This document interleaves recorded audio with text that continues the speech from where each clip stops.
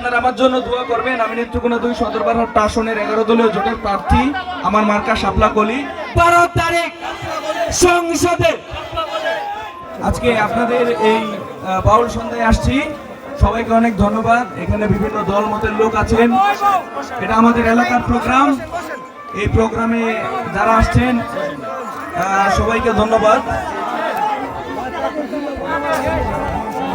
আপনারা আমাদের এলাকার সন্তান, আমি আপনাদের এলাকার সন্তান।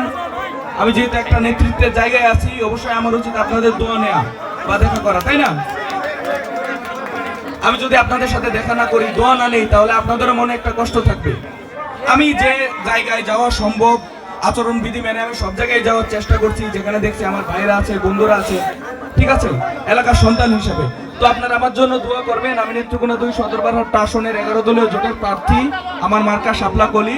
আমি যদি ভালো জায়গায় যেতে পারি ইনশাল্লাহ, আপনাদের সাথে চিন্তা করে, আপনাদের সাথে কথা বলে, আপনাদের সাথে পরামর্শ করে সামনের দিনগুলো কিভাবে ভালো যায় সেটাই আমি চিন্তা করবো ইনশাল্লাহ। আপনারা সবাই ভালো থাকবেন।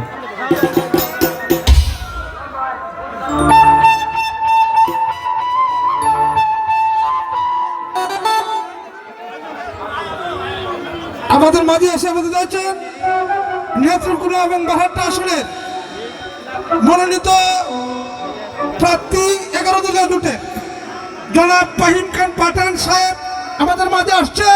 ওনাকে করতালির মাধ্যমে বরণ করার জন্য সকলের কাছে আহ্বান জ্ঞাপন করছি।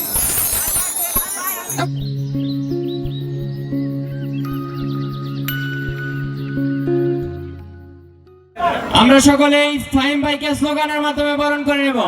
ফাহিম ভাইয়ের আগমন, ফাহিম ভাইয়ের আগমন। ফাহিম ভাইয়ের কোন মার্কা আছে? ওই কোনছে মার্কা? এবারে যাবে, যাবেই যাবে 12 তারিখ সংসদে।